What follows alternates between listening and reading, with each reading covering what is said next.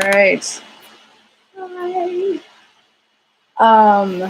Hi, I'm Elizabeth. I've already messed with this launch video twice now, so hopefully you have found the correct link that gets you here. We're here to celebrate this, although I don't have my actual paperback copy yet. I only have the proof copy. So yeah, so I just want to say thank you to everybody who went ahead and bought a copy of my book. I want to say thank you to everybody who helped me along the way, starting with the NaNoWriMo folks. I mean, if NaNoWriMo didn't exist, this book probably wouldn't exist, because that's a thing that I participate in every year. And the first draft of the novel was actually written as part of my NaNoWriMo project for 2015. So it's been in the works for, I guess, 3 years now.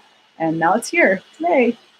So if you guys have questions for me, go ahead and type them into the chat and I will answer any questions that you have.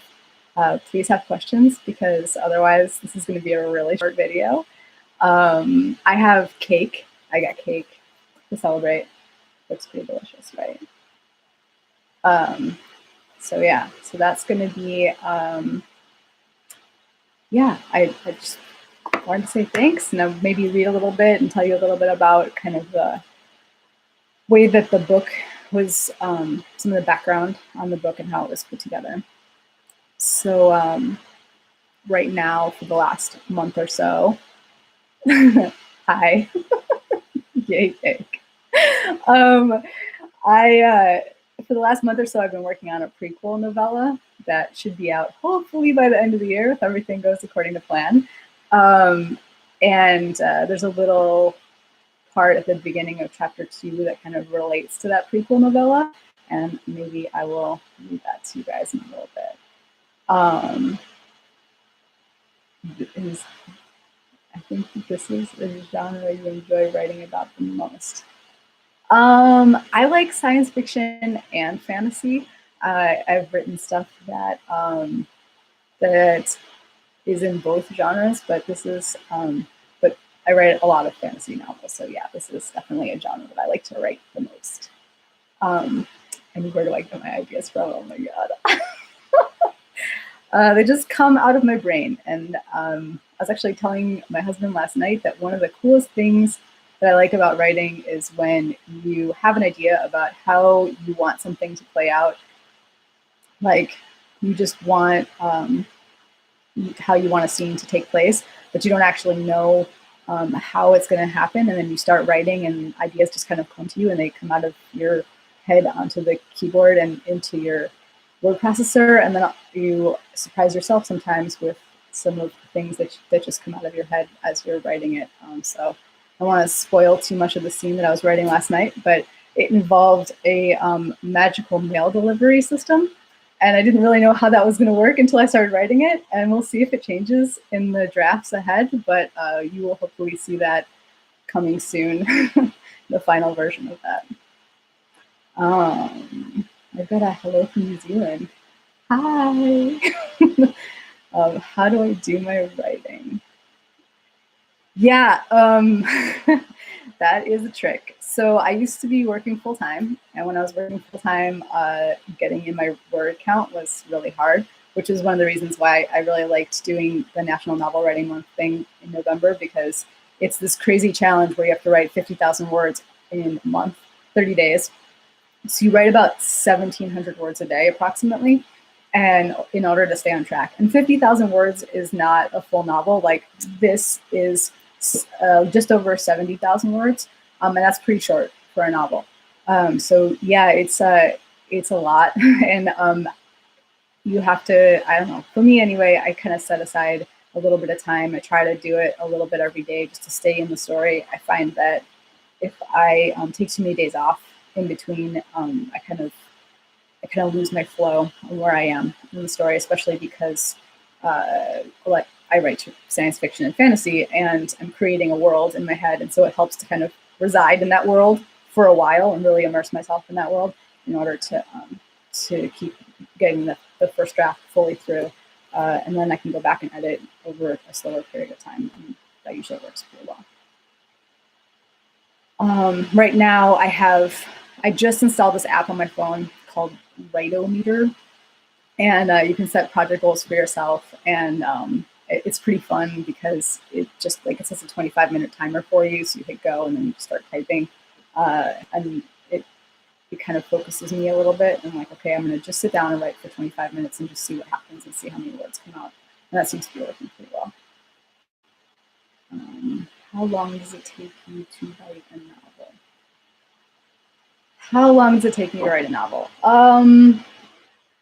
First draft, maybe a couple of months, but then it has to go through this huge process of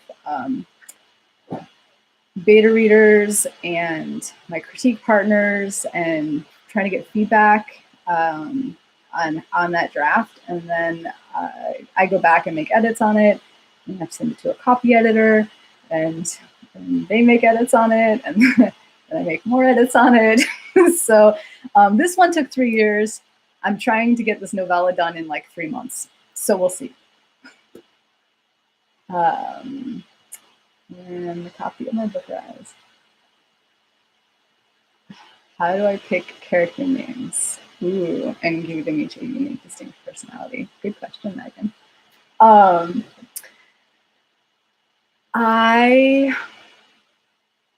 So funny story, Liam in this book actually had a different name. If you, for those of the beta readers that read early drafts, Liam had a different name in the first drafts, and one of my beta readers asked me, hey, why is this his name? And I said, that's a really good question. I don't know. I just picked that name. And then I started realizing that in terms of world building, and this is kind of a duh, but in terms of world building, it really helps if you have thought through kind of the etymology or where the names are coming from. And so for my Fae, I wanted them to be originally rooted in England. They've kind of expanded throughout the whole world, integrated with other magical creatures throughout the whole world. But for the first book, a lot of the characters, a lot of the supernatural characters in my book are rooted in England, and so I wanted their names to be reflective of that. And Andrew is kind of a Greek name, and so I wanted to put something in there that was a little bit more reflective of the heritage in that portion of the world. Back in the chat and see if I missed anything.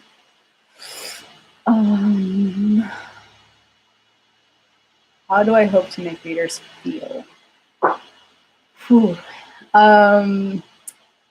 I want them to feel like they've been able to escape to a different world for a little while.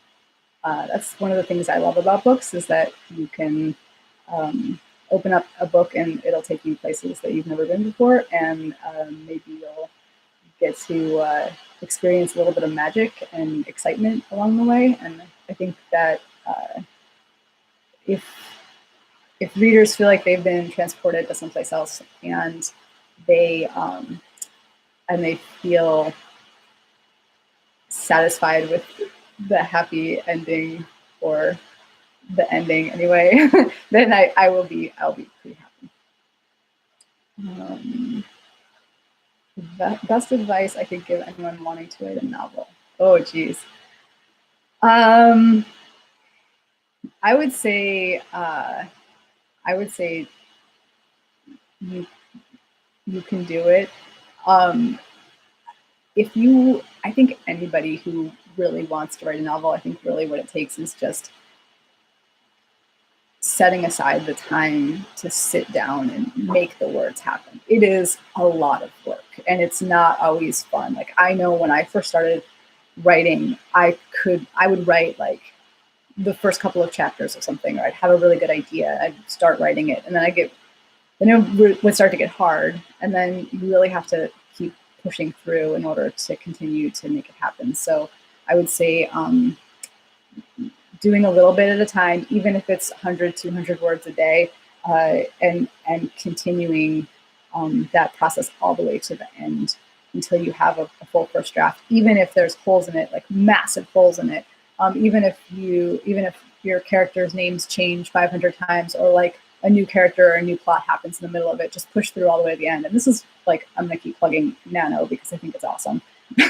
But this is why I think that, you know, that's such a great program, is because that focus of writing 50,000 words in 30 days really makes it so that, you know, you can't really dwell on, oh, is this the right sentence structure? Did I say this exactly the right way? Do I really like this verb here? You just have to get the ideas out and on the paper, and I think it's just a really good way to get the whole thing out in a short period of time, so you don't like overthink yourself too much. I love the cover. Thank you. Yeah, so the cover. What can I tell you about the cover? So I have this awful line in the middle of mine, but hopefully, if you guys have the paperback, you can you have the one that doesn't have that.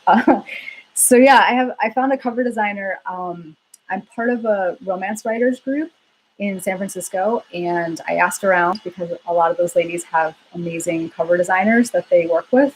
And I looked at the portfolios for them, and Elizabeth McKee, who did the cover of this, is just, I mean, her portfolio really, she had a lot of examples in there that kind of matched the look and feel that I wanted for the book. And when she sent me those first 3 designs that that she sent over to give me an idea of what she was thinking for the cover, I mean, all of them were fantastic. There was this one that really, I mean, an earlier version of this, it wasn't exactly this one, that I felt really was the best fit for what I was trying to go for with this novel. But all 3 of the covers she did were fantastic. So I mean, I think she's great, and her names in the acknowledgments, along with my editor for the book, her names in the acknowledgments too. They're both fantastic, and highly recommend both of them.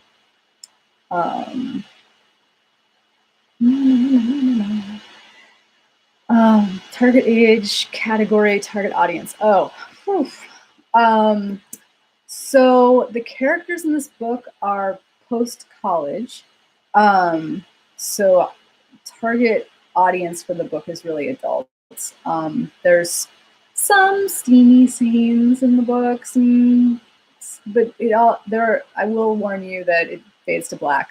I don't do on the page adult situations yet, anyway.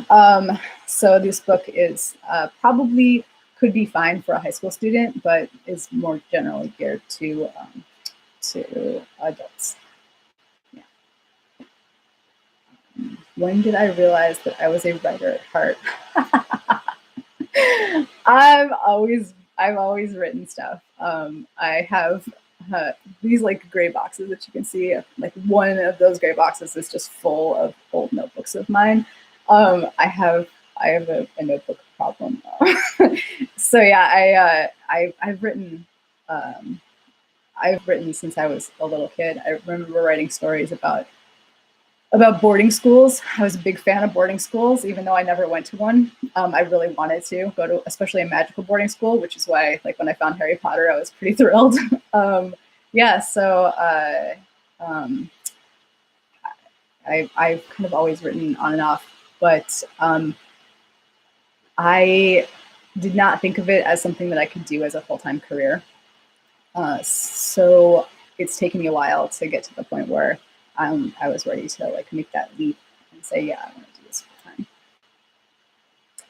time. Is there a character that I like best and find easy to write about? Of the 2 main characters in this book, Eve and Liam, Liam was way easier to write than Eve. Eve was so hard to write for me, and went through so many revisions in terms of her character, just trying to get it right. Yeah, so I think for some reason the chapters that are from Liam's point of view didn't change very much from the first draft. They were all pretty much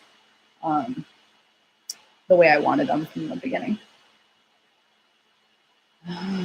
Hey, Madden. Is there a particular moment when you knew you wanted to be an author?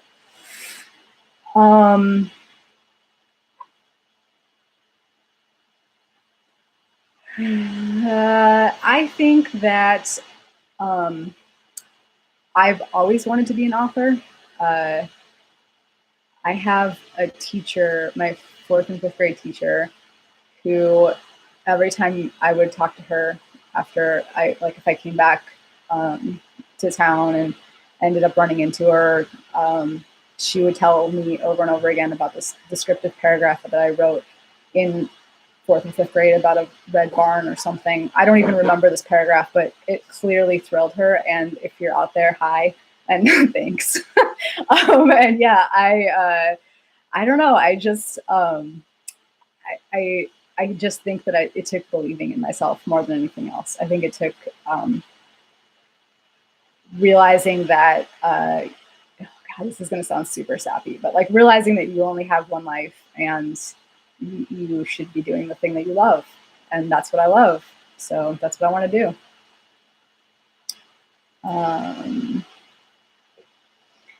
Which do you prefer, cake or crumble? Nice. Actually, I haven't taken a bite of either of them, so maybe I should compare. Let's see. I'll have a bite of the cake and we'll see how that goes.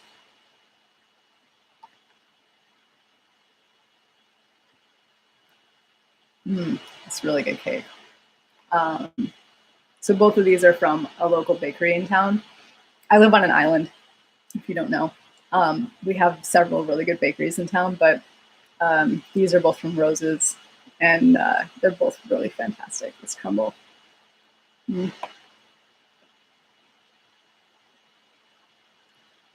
Without spoiling anything, can I tell anything specific about the plot?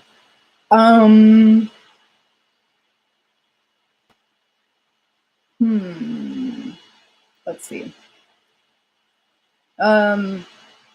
Yeah, so I mean, the plot is generally Liam is trying to find. I said the wrong name.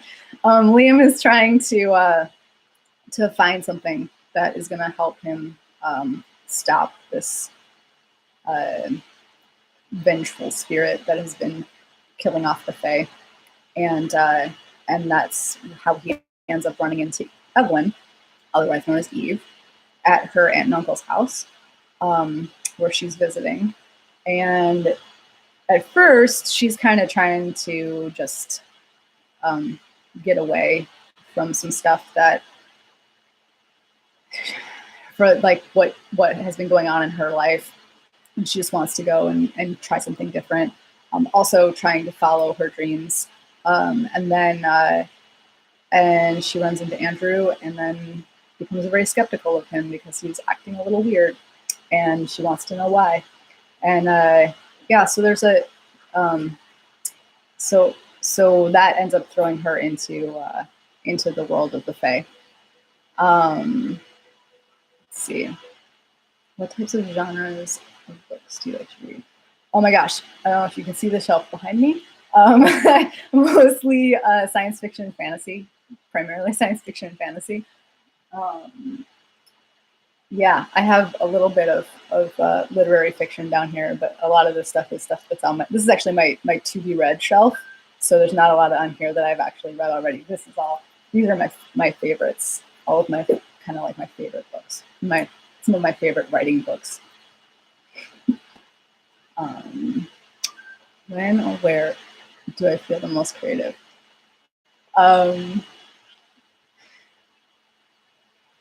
Lately, I've been feeling the most creative really late at night, which is weird for me because if you ask anybody that knows me, they would say that usually I'm asleep by like 9-10 o'clock at night and just dead tired. But lately I've been kind of weirdly turning into a night owl, and the later it gets, the more into whatever I'm writing. I don't know, something about the darkness, something about the island, because the island has a special amount of darkness. It's really dark here. And it's nice. That kind of makes me feel all kind of cozied in and ready to write. Who is Andrew? You did not just ask that. Andrew was the name of Liam. Now you all know that. That was fun. Liam used to be Andrew once upon a time, but now he's Liam. Dialogue. How did I make the leap from report writing and work writing to writing dialogue? So the thing I like to do when I'm writing dialogue, and if you ever look at one of my early drafts, you'll notice this. I'll go like an entire page where I'll just write a thing that one person says, and then a thing that the other person says back, and then a thing that this other person says. And I won't write any of the pieces that go in between, like any of the body motions or the facial reactions or any of the what they call beats of the scene. I'll just write like, quote, this is a thing that they said, quote, you know, and just it's a whole, like a whole page of that, back and forth, back and forth, back and forth, like just two heads talking in space with like you have no idea, they could be anywhere, right? And I have to remind myself to go back later and fill in all of that other stuff. Otherwise, I get comments from my beta readers and from my critique partners that are like, what is even going on here? I have no idea where these people are. Like, I don't know. Are they angry? Are they sad? So yeah, but I think that for me, that's what makes the dialogue flow is just, I just think of it as a back and forth conversation, these two characters having a conversation, and then I go back and I fill in the, like, what are they actually doing while they're having this conversation, or how are they reacting to one another while they're having this conversation, and I fill that in later. Do I prefer holding a book in your hands, reading on a Kindle, or holding a book? Well, it depends. I like portability feature of having my Kindle because I can go anywhere and I can read whatever I want to. I can have, you know, hundreds of books on my Kindle. I do have hundreds of books on my Kindle that I haven't read yet. I can just pick whichever one I feel like reading, and it's really light for, you know, traveling around. I just always have it with me in my bag.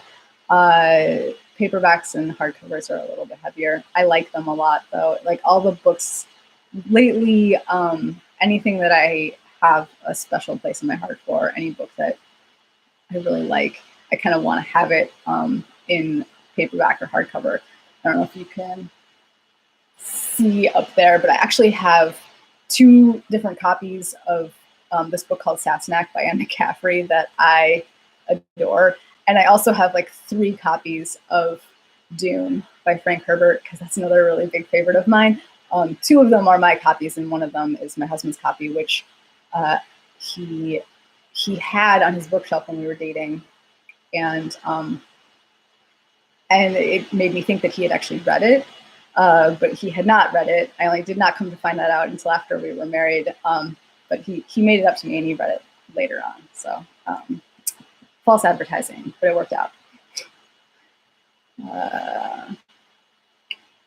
What significant changes did you have to make between the first and final drafts to make the book work to my satisfaction? I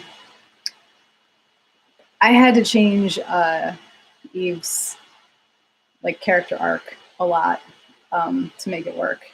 I also, the biggest change was I had originally written this as, I guess you would call it new adult, only to find out that new adult in publishing terms really has this connotation that means more like stories that take place in college and are contemporary. Like there's really not a fantasy space for new adult. I think the indie authors are really making more of a play for that fantasy space, but anything that's traditionally published is really, if it's under the new adult heading, it's really like it takes place in college with college age students, and it's contemporary. Usually there's like hockey players or football players involved. But yeah, so I had originally written this with Evelyn being a slightly younger character. And when I decided that I was gonna age her up, that was a huge change for the book, and also just her character arc in general from where she starts at the beginning of the story. She kind of starts off, she had always started off a little bit hesitant and kind of not sure of her place in the world. And by the end of the book, she really kind of comes into her own. That part didn't change. It was more like the specifics around why she was the way she was in the beginning, and that changed a little bit. Like originally, she had a boyfriend at the start of the book. She does not have a boyfriend at the start of the book anymore. What was your favorite scene in the book to write and why? My favorite scene to write. Oh man, I should know this better. I think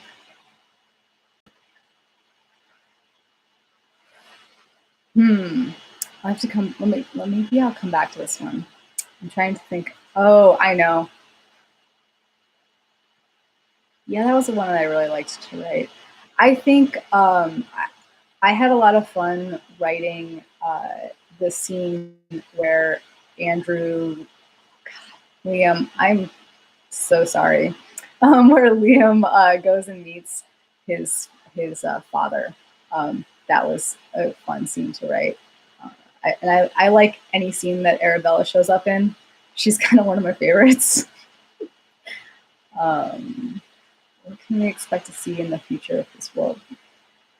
So, I'm writing a prequel. Well, I wrote the first draft of a prequel that is going to be, or is about Oscar and Vivian and how they met, which I'm really excited about.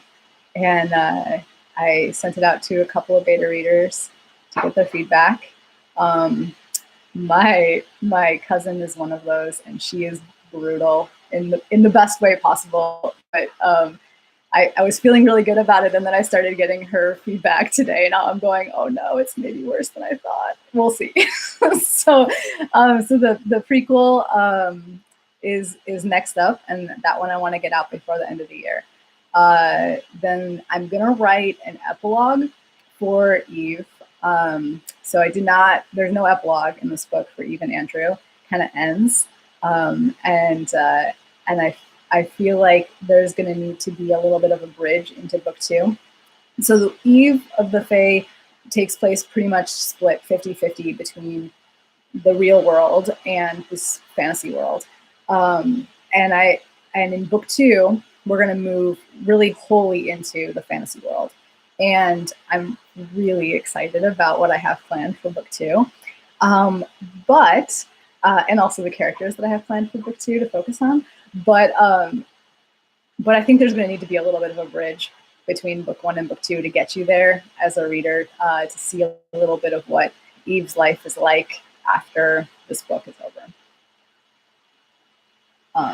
So those are the next 2 things, and then book 2.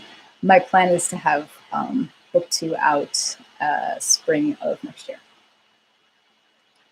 Other than NaNoWriMo, yeah, writing support groups. I think writing support groups are fantastic. So I have been in several critique groups. I keep trying to group together other groups of authors to provide support, little critique groups and stuff. I think they're fantastic. So finding those people that you click with, I think, is a little bit difficult, because different folks who are at different places in their career have different goals about what they want to do, or have different types of writing that they want to do. So, some of my first critique group was really a lot of the writers in that group wrote literary fiction, and I was the only one that was writing fantasy and science fiction. And they were all great, and we were all had very similar writing goals, and we're at a very similar place in our career, and it worked really well. But I just really kind of also wanted more people that write fantasy and science fiction. So yeah, I think having writing groups, having more than one writing group, having people that you can talk to, and shout out to Megan, who's on chat, for being a really fantastic writing buddy who is always there to do sprints with me when I need some motivation and I don't feel like writing, but I know I have to write. Yeah, she's always there to cheer me on. So it's great to have writing buddies. How much research did I do? How much research did I do about the Fae specifically? A little bit. I did. I did a little bit of research to try to differentiate between some of the books that I've read by other authors that have Fae or Fae-like creatures in them, and kind of some of the traditional folklore and around fairies and Fae, just to get an idea of what was similar, what was different, and to try to figure out kind of what I wanted in my fantasy, how I wanted to think about it. It's not, I don't think my version is true to all of the legends, and I don't think it's true to like some of the other like lore that or world building that's out there in other books. I think I don't know. I feel like I came up with something that seemed right to me, that may or may not. For people who read lots of books with fae or fairy creatures in them, I don't know whether that will be a good thing or a bad thing, but we'll see. And this is just kind of how I imagined it in my head. Who are Oscar and Vivian? So Oscar and Vivian are Eve's aunt and uncle that she comes to stay with for Christmas. That's their house that she is staying at, where she meets Liam. How is writing a book different from what you expected to experience? How is writing a book different from what I expected? I think in a kind of, in one way, I think it's different because then it's different than I expected because it's a lot, it's a long slog. Like putting word after word after word when you're trying to write a novel it's a long slog, and trying to get everything to just fit right is can be really challenging sometimes. When you start a new project, it's like this amazing feeling because all of the possibilities are out there, right? You can just start writing, and you're it doesn't really matter where you're going. You can go anywhere, right? And the closer and closer and closer you get to the end, you've really started to like paint yourself into a corner, and you've got to nail that landing, and like you got to figure out how you're going to make it so that you're going to wrap all those loose ends that you created up nice and neat by the time that you write the end. And it's a lot of work. It's like a lot more work than I thought it was going to be. But I've done, this is not the only novel that I've written. It's just the first one that I've published. And I think after a while, you're like, oh, right, this again. This is the hard part. Cool, let's do this. So yeah, it's a lot of work though. That's one thing that's different. I think the other thing that I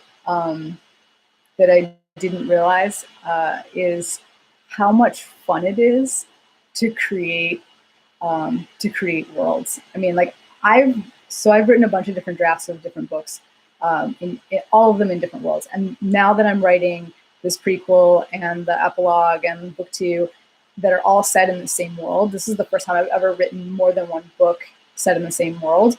And I'm just having so much fun, just kind of thinking through how this is all going to play out, and the different characters' roles and how they're going to change over time, and how the antagonist is going to change or stay the same depending. Yeah, so it's going to be exciting. I'm pretty excited about it anyway. If nobody else is excited about it, then oh well. At least I made myself happy. Let's see. Do I have any more questions? Thanks, Megan. Cool. Maybe I should eat another piece of cake, and then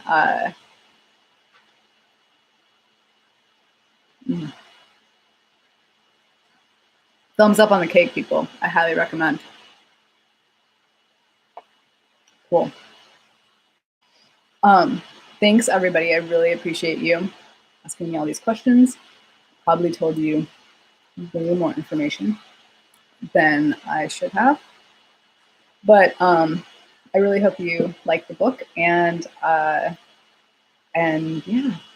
I just thanks for hanging out with me for this fun little launch party, watching me eat some cake. All right, so if you guys don't have any other questions, I'm probably gonna sign off. Definitely check out the links in the description for the other ways to connect with me, social media and whatnot. Thank you. And I look forward to hearing what you like about the book, or who you want to see in book 2. I have my plan, but you never know. Readers could sway me. So definitely would love to hear how you like things. So, all right, cool. Thanks, everybody.